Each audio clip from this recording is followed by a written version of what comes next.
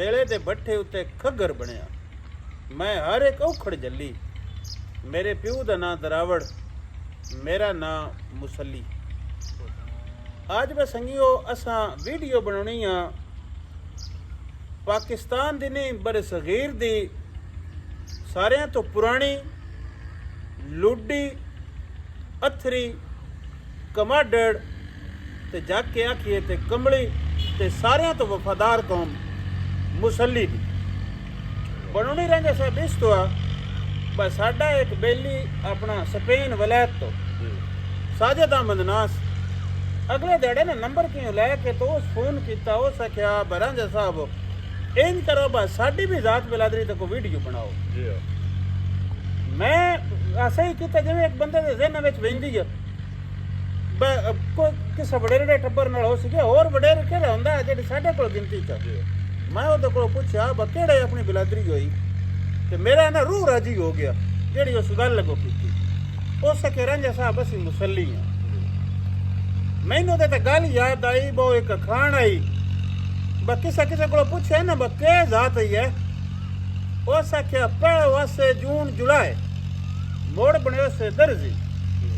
मार पेट के सैयद बने अगो अम्मा दी मर्जी आ कोई समानी नहीं मानी आई ना तो गचकदी रही मोड़ा जाई जाई तलाक लवे या रंडी होवे तो अगा पर नी बंगे तो पिछला जा तक भी नाल आज ओ वा जिथों नवी परनी होवे ओ जात दसे ओ किसे पूछे तो सो सारियां गिण छड़ियां ते जेड़े ओ इंज करके प्यू वटेंदे रहंदे ना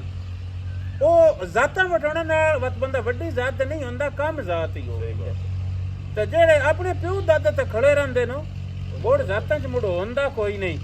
खड़ोतियां रहना नाल ही वड्डी जात दे अंदर। हाँ एक मिसाल देंदा सो बस साडे कोल एक मिसाल है इकबाल कासिम तेली आ पाकिस्तान दे वड्डे अमीर बने विचों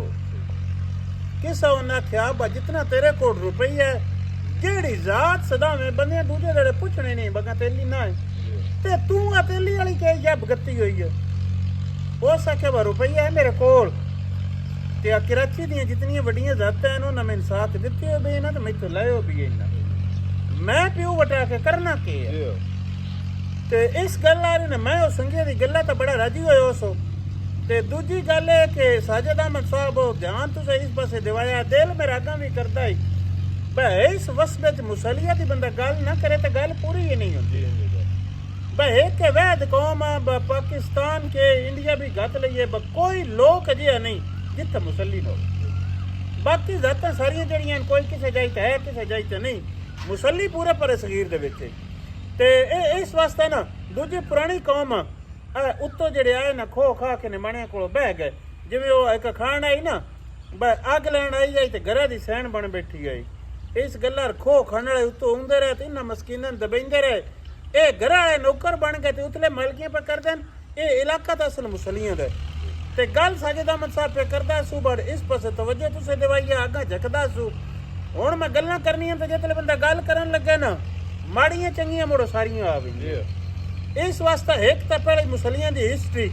बे ए किवें था ते दूजे ना तो किवें खुत्ता ते किवें पुरानी कौम ये भी करनी आ मोड़ रंजा साहब दूजी जेड़ी सी मुसलियां नाल खच मार लेने आ ना बंदियां कोल अकल है ते इन्हां दे कोल उश्कल हुंदा उश्कल वाली गल भी करनी। दूजी बात अखान जड़ा दिया वो मुसली आखे वो भी गई तो गो भी गई ठूठा बन्ना तो दाल भी गई वो गल भी करनी आ ते नाल मुसलियां दी चार जातां पब्बे जाए लूते ता बुधरे इन्हां दी गल भी करनी आ ते मोड़ जेड़ियां मुसलियां नाल इत्थे ज़ियारतियां होंदियां वो भी करनी आ ते जिवें मुसली गल्ला तो डटदा या खड़ोंदा वो भी करनी आ ते मोड़ ये भी अखीर तो दसना भाई पंजाब दा कोई भेड़ जतींदा ही नहीं जिद्दे मुसली ना होवे ते दूजी गल है मुसलियत तो वध वफादार कौम अज तक इत्थे होर आई ही कोई नहीं ते त्रीजी गल है ब मुसलिया नाल ज़्यादती जेड़ी हुंदी आ ब जदन भी मुसली मरिंदा अगली गोली नाल नहीं मरिंदा पिछों ही साईं मार के ते परचा अगले ते दिंदे ये सारियां गल्लां नखेड़नियां भी हैं करनियां भी हैं ते साजिद अहमद वीर दा शुक्रिया भी इस पासे तवज्जो दिवाई है ते हुण सानू को आखे सी कोई ना बा गल इत्थे इंज कर गए हो साइयां सा ना पाखे किसे होर ही वाला भी केड़ा जिंदे वस्ते रहो जुग जुग जियो हयातियां मानो चढ़दी कला सब दी खैर सब दा भला रब रखो।